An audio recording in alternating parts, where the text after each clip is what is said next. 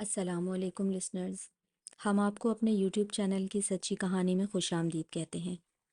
کہانی شروع کرنے سے پہلے اگر آپ ہمارے چینل پر نئے ہیں تو ہمارے چینل کو سبسکرائب کیجیے۔ کہانی پسند آئے تو لائک اور شیئر بھی ضرور کیجیے۔ آج ہم آپ کے لیے مردوں کی انا کی بھینٹ چڑھنے والی ایک معصوم لڑکی کی کہانی لے کر آئے ہیں۔ نعیم صاحب سرکاری ملازم تھے۔ نماز روزے کے پابند، ملنسار اور اچھے گھرانے سے تعلق تھا۔ اسد نعیم صاحب کا بڑا بیٹا تھا۔ میٹرک کے بعد اچھے کالج میں پری انجینئرنگ کا اسٹوڈنٹ ہونے کے ساتھ ساتھ باپ کی طرح ہی مذہبی و ملنسار۔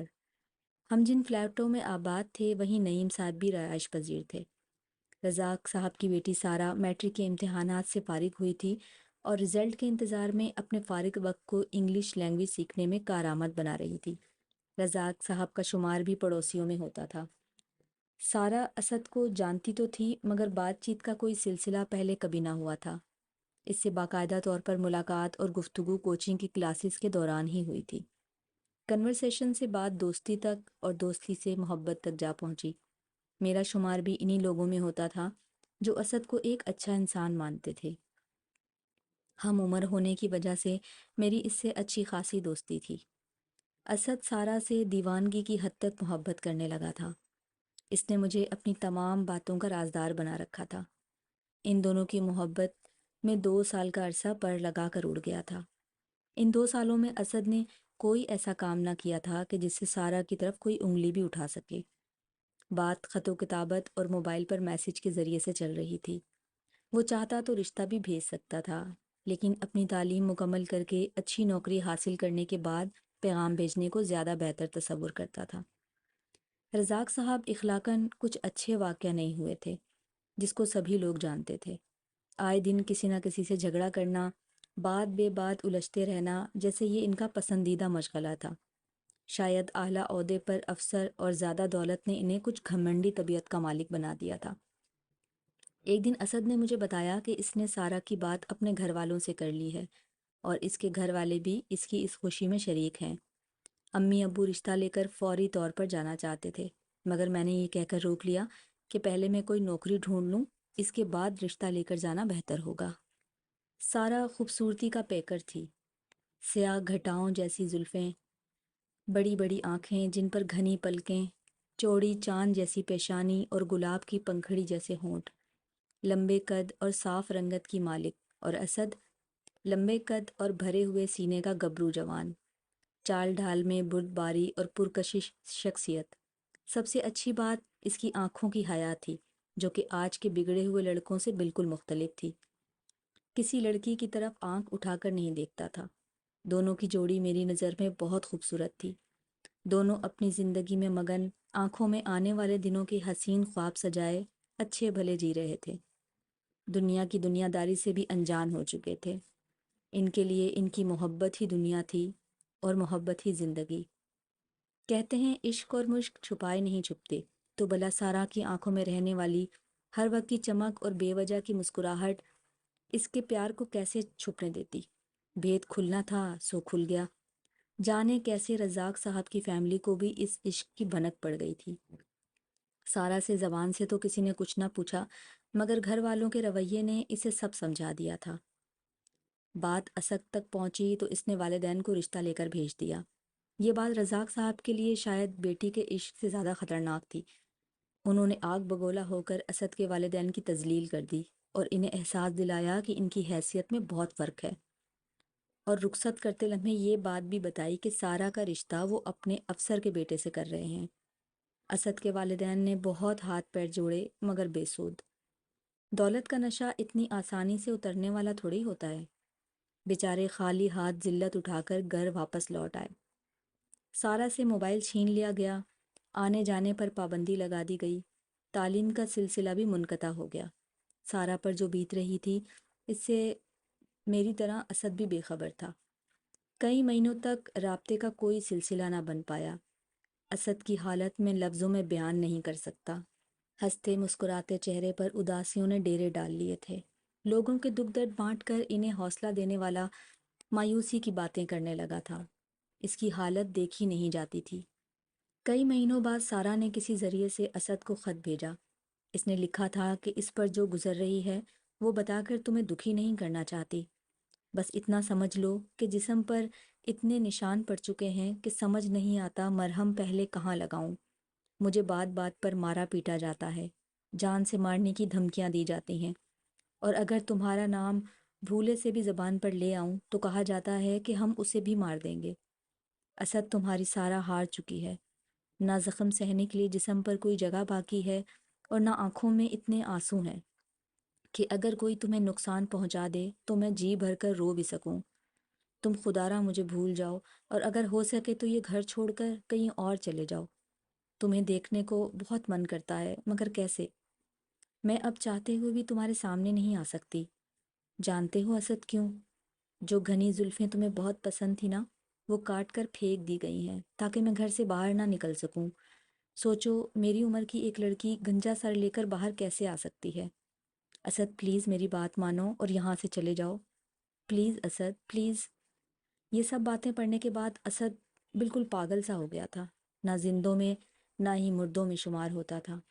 وہ بے بسی کی تصویر بنا زندہ تھا اور موت کی دعائیں مانگنے لگا تھا، لیکن موت کا تو وقت مقرر ہے نا، کس کو پہلے آنی ہے یہ کون جانتا ہے۔ ایسے میں اگر میرا ساتھ نہ ہوتا تو شاید اسد اپنے آپ کو ختم کر چکا ہوتا۔ میں اس کے والدین کے بارے میں اسے بتا بتا کر کوئی بھی غلط قدم اٹھانے سے روکے ہوئے تھا۔ اسد کی چھوٹی بہنوں کے چہرے دکھا دکھا کر اسے سمجھاتا کہ ان کا کیا قصور ہے، جن کی ذمہ داریاں تم نے اٹھانی ہے، اور سارا کے گھر والوں کی سزا تم اپنے گھر والوں کو کیوں دینا چاہتے ہو؟ سارا تو تم سے محبت کرتی ہے نا، تو اس کا ہی سوچو۔ وہ لڑکی ہو کر جب اتنی تکلیفیں برداشت کر سکتی ہے تو تم کیوں نہیں؟ تم تو اس کے حالات سن کر مرنا چاہتے ہو، اور اس بیچاری پر تو یہ سب کچھ گزر رہا ہے۔ تم خدا سے دعا کرو، دعا تقدیر بدل دیتی ہے میرے دوست۔ اور پھر وہ بیچارہ پھوٹ پھوٹ کر رو پڑتا۔